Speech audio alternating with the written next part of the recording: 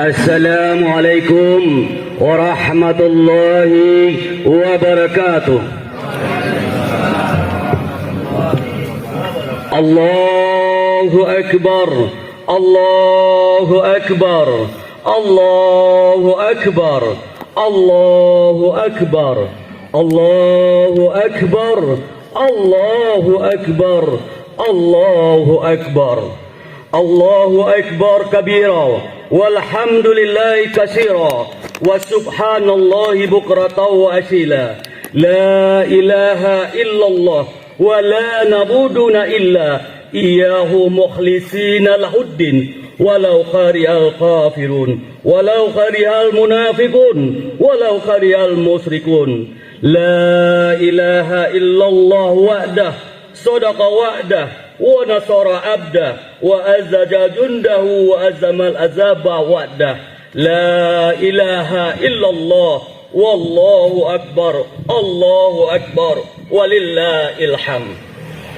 Innal hamdalillah nahmaduhu wasta'inuhu wastaghfiruhu wa na'udzu bika billahi min shururi anfusina wa min sayyi'atina may yahdihillahu fala mudhillalah wa man yudlil fala hadiyalah. Asyhadu an la ilaha illallah wa asyhadu anna Muhammadan abduhu rasuluhu la nabiyya ba'dah. Allahumma salli ala Muhammad kama shallaita ala Ibrahim wa ala ali Muhammad kama shallaita ala Ibrahim wa ala ali Ibrahim fil alamin innaka Hamidum Majid.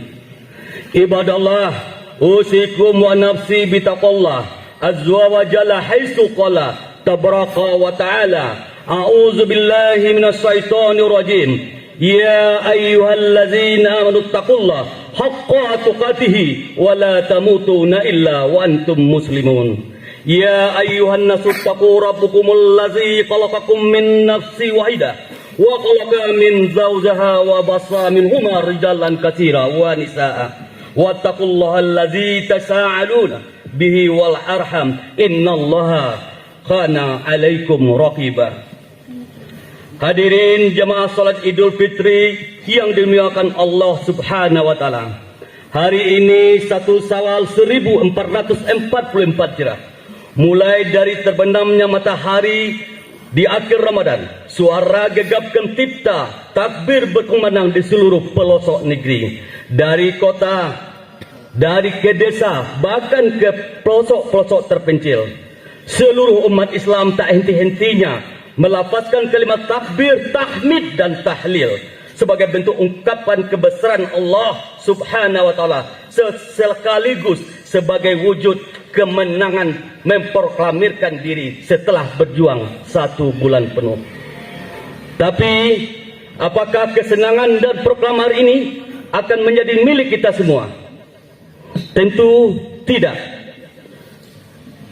Kemenangan hanya untuk orang-orang yang berjuang di bulan Ramadan, orang-orang yang mengisi Ramadannya dengan amal-amalan yang dianjurkan oleh Al-Quran dan Sunnah Rasul, orang-orang yang istiqamah, khusyuk, ikhlas serta tawadhu, orang-orang yang mengorbankan diri, waktu dan hartanya, orang-orang yang mampu menyempurnakan ibadah puasa baik dari hitungan hari maupun syarat-syarat dan ketentuan sesuai dengan hadis dan Sunnah Rasul.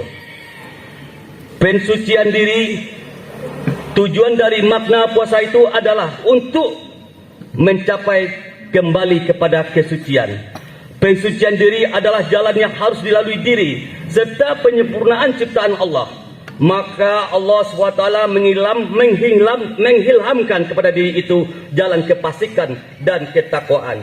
Sesungguhnya beruntunglah orang yang mensucikan diri itu, dan sesungguhnya merugilah orang yang mengotorinya. Al-Quran Surat As-Sam ayat 7-10. Proses pencucian diri agar kita selalu terpimpin di jalan Allah, sehingga manusia akan senantiasa takut hanya kepada Allah. Rasa takut kepada Allah merupakan salah satu puncak konsekuensi diri. Pernyataan tauhid kita kepada Allah yang merupakan salah satu ciri dari orang yang bertakwa. Dan sesungguhnya telah kami berikan kepada Musa Taurat dan penerangan serta pengajaran bagi orang-orang yang bertakwa. yaitu orang-orang yang takut akan azab Tuhan mereka, sedang mereka yaitu orang-orang yang takut azab Tuhan mereka, sedang mereka tidak melihatnya, dan mereka merasa takut akan tibanya hari kiamat. An-Nabiyah ayat 48 sampai 49. Ayat ini erat kaitannya dengan ibadah puasa yang kita lakukan, yang mana puasa itu adalah suatu ibadah yang paling rahasia. Hanya diri kita dan Allah lah yang mengetahuinya. Puasa melatih kita untuk jujur pada diri sendiri dan yakin apapun, kapanpun, dimanapun, Allah selalu melihat kita. Tidak ada yang luput dari pengawasan Allah.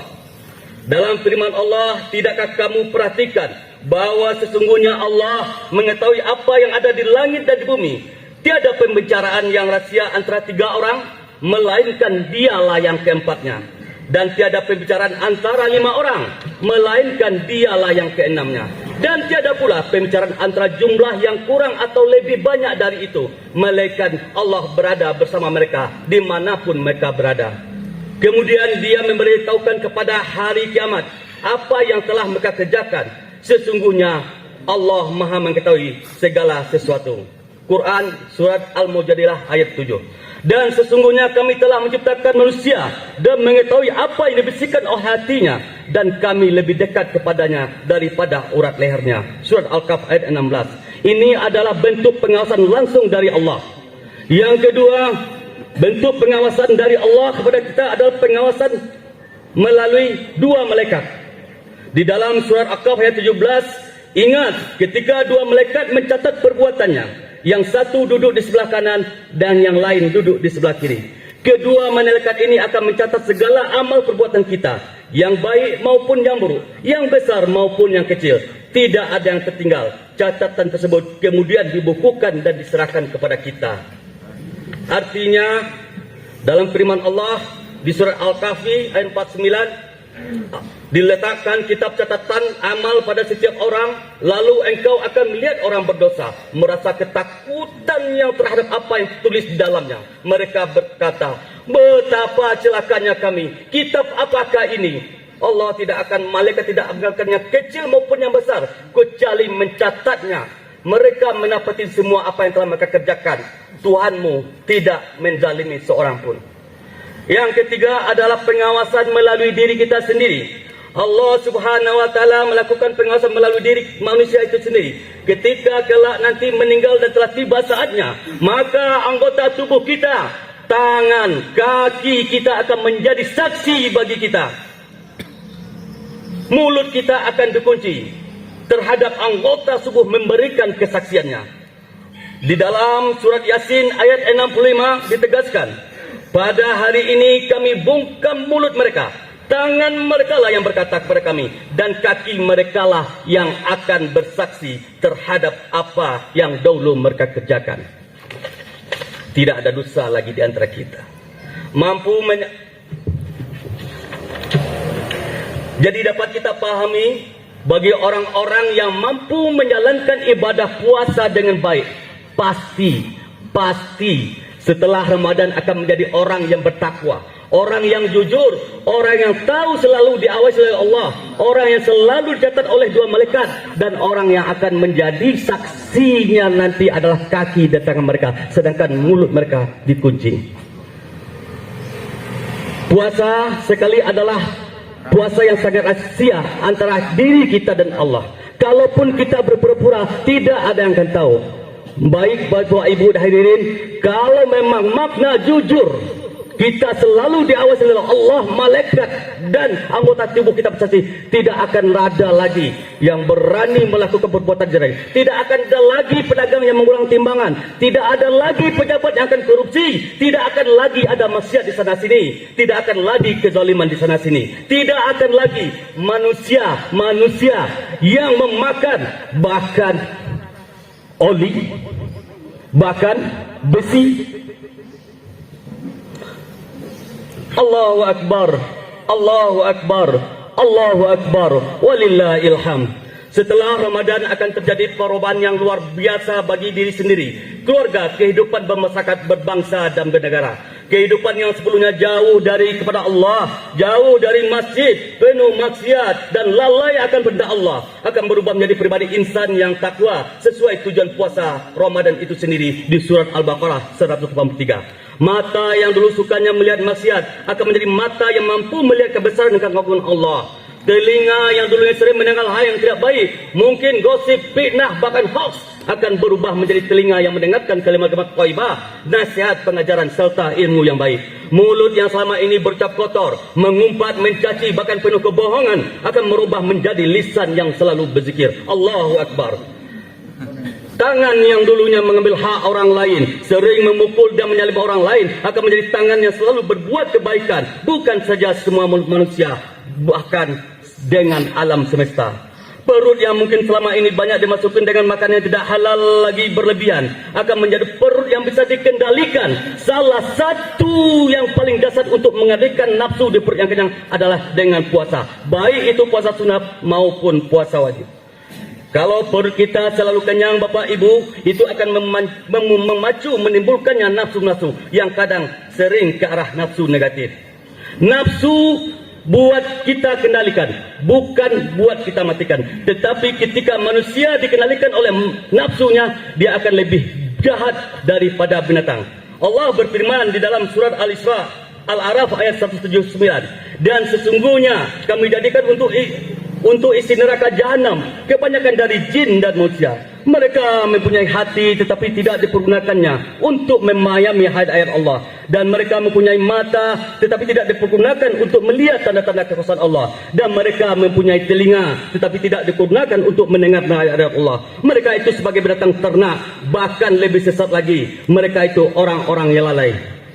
Bapak Ibu sidang hadirin salat Id yang muliakan Allah, sebuas-buasnya kerbau, sebuas-buasnya banteng Bapak Ibu, paling-paling makanannya rumput, benar? Sebuas-buasnya macan, paling makanannya daging. Tetapi ketika manusia sudah dikendalikan nafsu, dia akan jauh lebih jahat daripada binatang. Semua bisa dimakan, solar bisa dimakan, besi beton bisa jalan, aspal bisa dimakan. Inilah wujud kalau kita dikendalikan oleh nafsu. Kaki yang sebelumnya sering melangkah ke tempat maksiat dan tidak baik akan menjadi kaki yang penuh derap langkah yang kokoh menuju masjid, majelis ilmu, ke tempat pekerjaan dalam rangka mencari nafkah yang halal bagi keluarga. Allahu Akbar, Allahu Akbar, Allahu Akbar, walillahil hamd.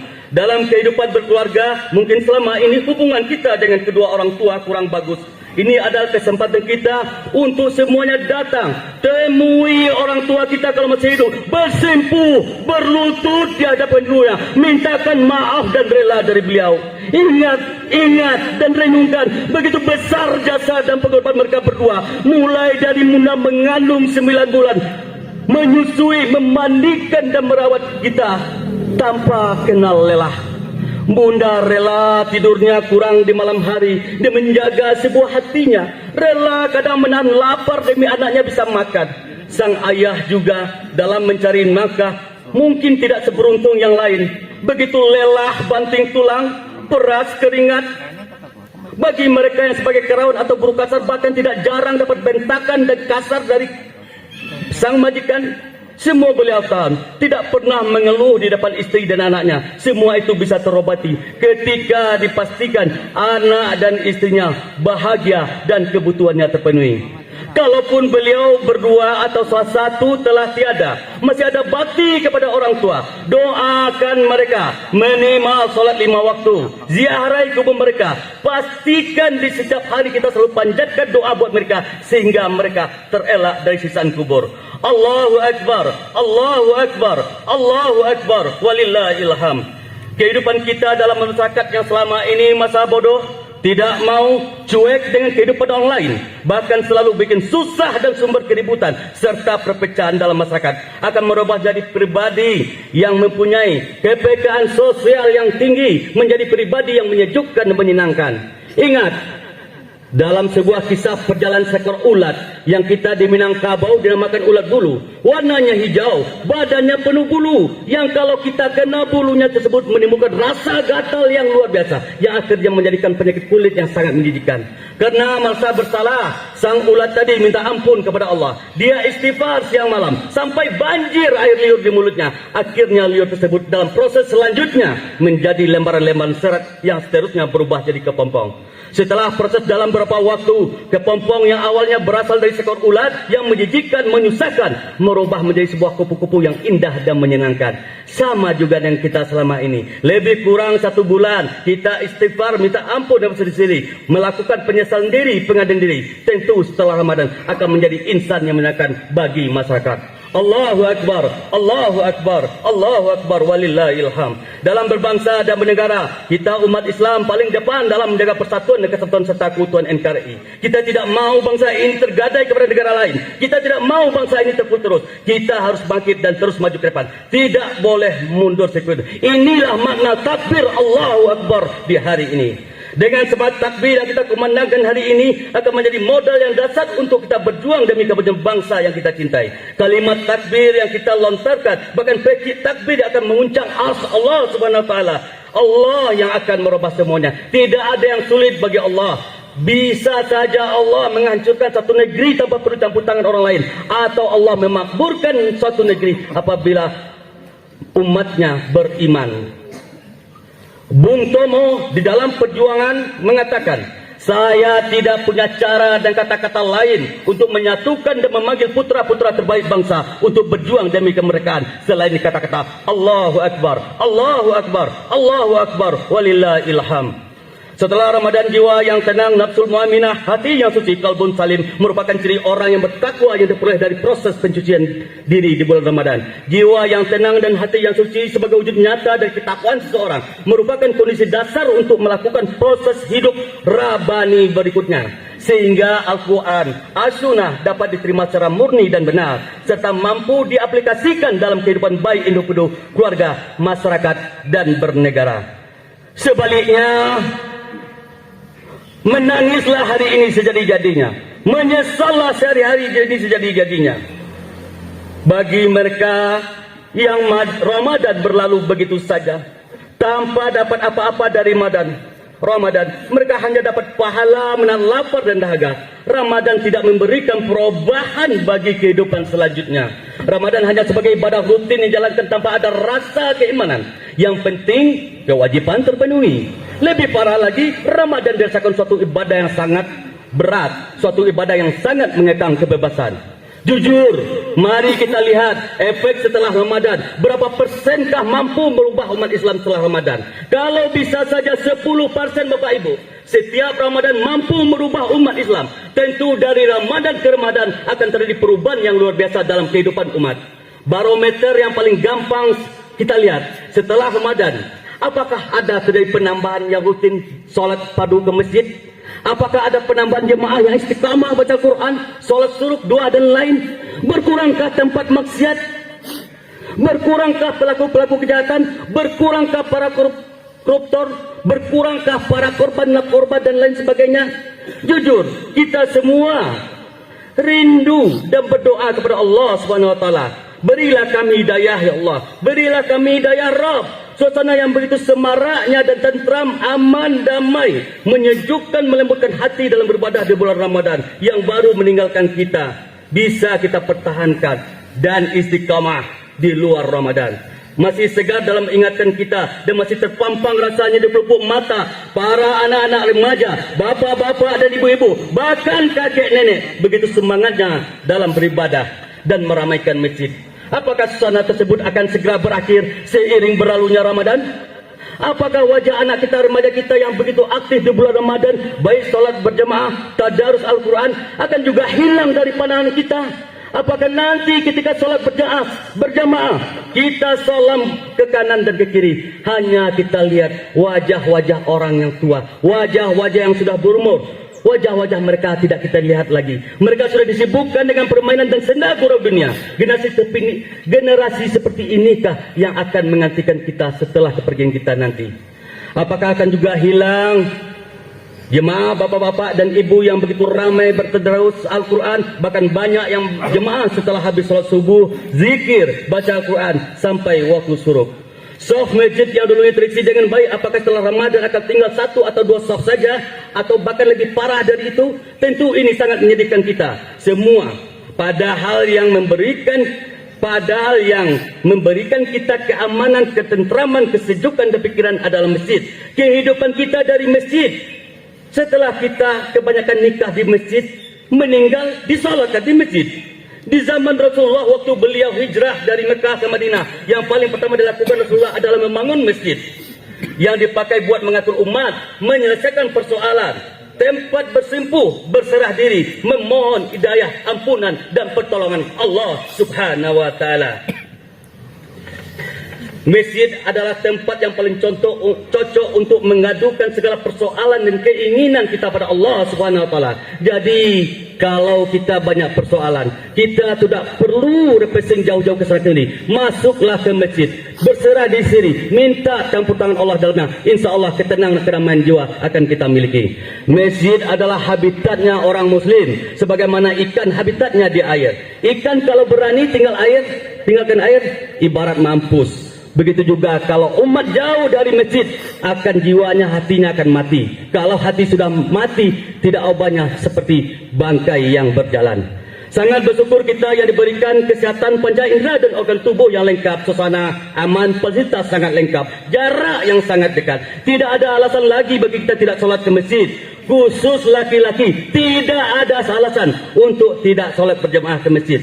Kita bisa lihat dan dengar melalui media elektronik bagaimana umat Islam di daerah minoritas demi menjalankan perintah sholat dan meramaikan masjid, sebagai mereka kena tekan, intimidasi, bahkan ada yang disiksa oleh pemerintah di daerah mereka.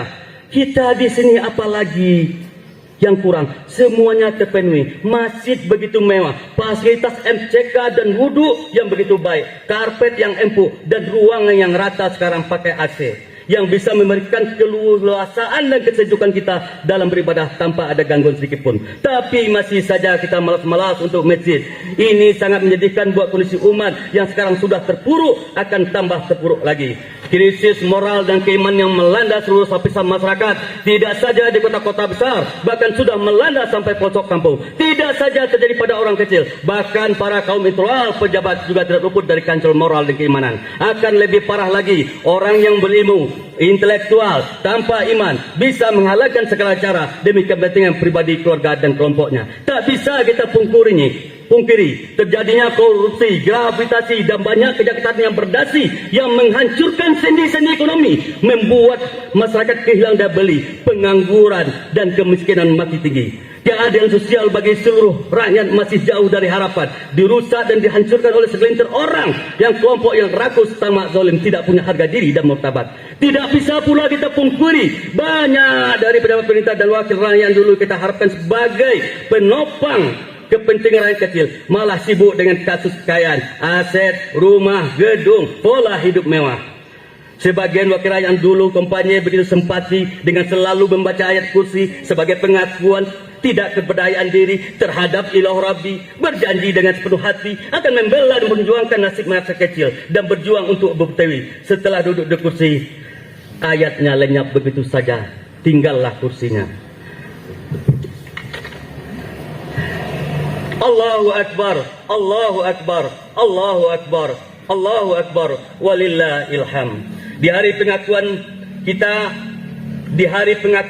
kita akan keagungan dan kebesaran Allah. Sekali lagi mari kita merenung. Masih begitu besarkah besaran dalam diri kita, kebesaran makhluk? Masih enggankah juga kita mengorbankan kehidupan dunia yang sementara? Kenikmatan dunia yang ibaratkan kalau kita celupkan jari kita tunjuk kita ke laut, lalu ditarik Bapak Ibu, yang menempel di jari tunjuk itu, itulah cuma kenikmatannya. Masih maukah juga kita mengorbankan kehidupan kita yang itulah kehidupan yang kekal abadi demi mencapai kesuksesan hidup dunia yang pasti akan berakhir.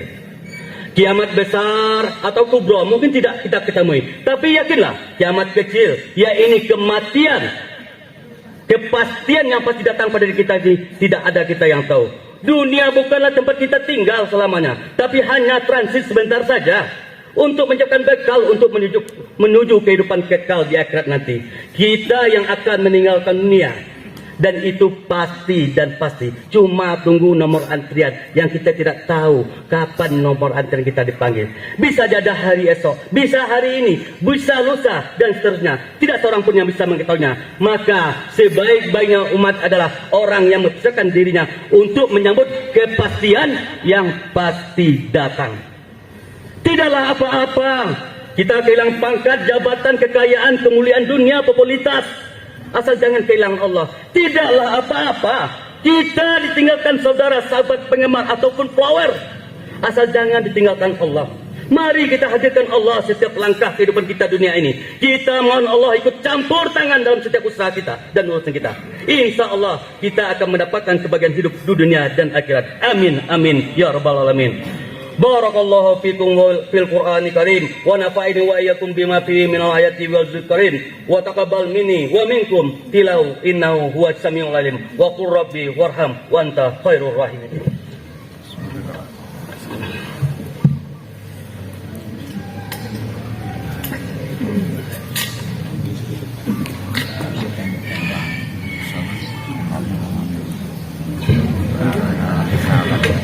Allahu Akbar, Allahu Akbar, Allahu Akbar, Allahu Akbar, Allahu Akbar, Allahu Akbar, Allahu Akbar, Allahu Akbar, kabirau, walhamdulillahi katsirau, wa subhanallahi bukratan wa asila.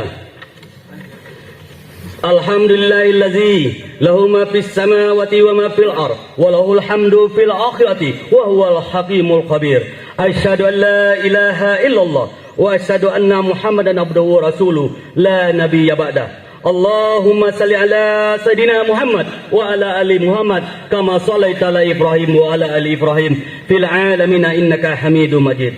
Ya ayyuhallazina amanu taqullaha wa qulu qawlan sadida yuslih lakum a'malakum wa yaghfir lakum dzunubakum wa may yuti'illah wa rasulullah faqad faza fawzan azima.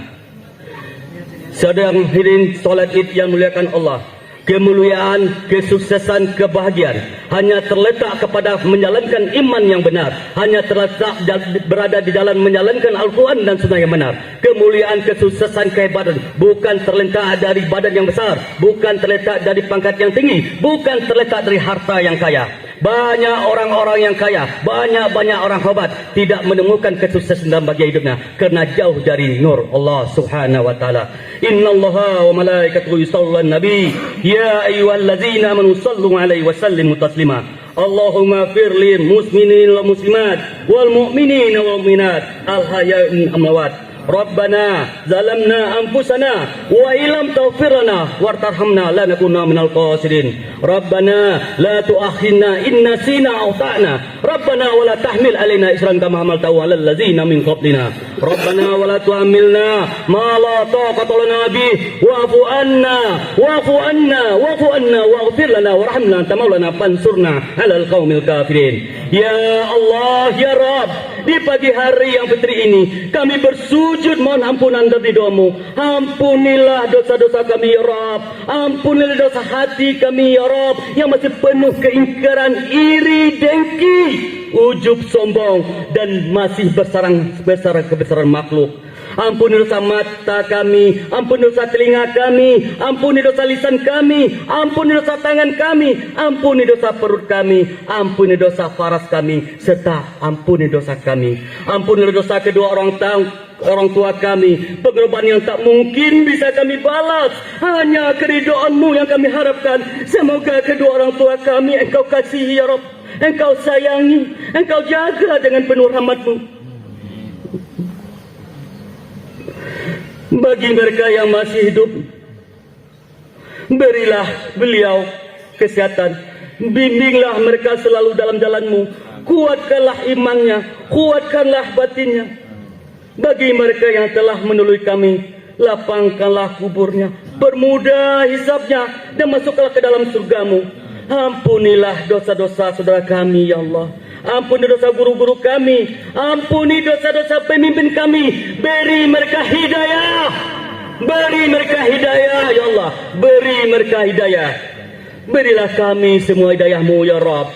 Ya Allah, jadikanlah sebaik-baik umur kami agar menjadi amal yang terbaik, di akhir usia kami, hari yang terbaik adalah hari saat bertemu denganmu. Ya Allah, kami memohon hidup yang nyaman, mati yang tenang, dan tempat kembali akhirat yang tidak memalukan dan menghinakan. Ya Allah, aku meminta permintaan yang terbaik, permohonan terbaik, keberhasilan terbaik, ilmu terbaik, amal terbaik, pahala terbaik, kehidupan terbaik, kematian terbaik, dan tetapkanlah kami dalam semua kebaikan itu. Berakalah timbangan amal baik kami, kukuhkanlah iman kami, tinggikanlah derajat kami, terimalah salat kami, ampunilah kesalahan-kesalahan kami, dan kami memohon surga yang paling tinggi kepadamu. Ya Allah, pastikanlah aku memperoleh rahmatmu, meraih ampunanmu, terbebas dari segala, mendapat manfaat dari segala kebaikan, meraup keuntungan berupa surga, dan terlepas dari siksa neraka. Ya Allah, baguskanlah akhir semua amal kami, serta jauhkanlah kami dari hinanya dunia dan siksa akhirat. Ya Allah, berilah kami rasa takut kepadamu yang akan menghalangi kami berbuat maksiat. Anugerahilah kami ketaatan kepadamu yang akan mengantarkan kami memasuki surgamu. Curahkanlah keyakinan sehingga meringankan musibah yang menimpa kami. Limpahkanlah kami kepuasan dengan pendengaran, penglihatan, dan kesehatan selama engkau menghidupkan kami, serta jadikan semua itu sebagai warisan bagi kami. Hadirkanlah seorang penuntut, hadirkanlah seorang penuntut, hadirkanlah seorang penuntut bagi siapa saja yang menzalimi kami. Tolonglah kami dalam menghadapi orang-orang yang musuh kami. Janganlah engkau jadikan musibah dalam agama kami. Janganlah engkau jadikan dunia sebagai tujuan utama kami, dan tidak pula tujuan ilmu kami. Janganlah engkau tempatkan kami di bawah kekuasaan orang-orang yang tidak menyayang kami. Ya Allah, janganlah engkau sisakan secuil dosa pun bagi kami, melainkan engkau ampuni semuanya. Janganlah engkau tinggalkan sebersih keraguan bagi kami, melainkan engkau hilangkan semuanya. Janganlah engkau abaikan segala kebutuhan dunia dan akhirat kami, melainkan engkau penuhi semuanya. Wahai Zat yang Maha Pengasih lagi Maha Penyayang. Rabbana atina fid dunya hasanah wa fil akhirati hasanah wa qina azabannar. Wa sallallahu ala sayyidina Muhammadin walhamdulillahi rabbil alamin. Assalamualaikum warahmatullahi wabarakatuh. Selamat Idul Fitri 1444. Taqabbal minkum taqabbal ya karim. Perhatian kepada warga RT 01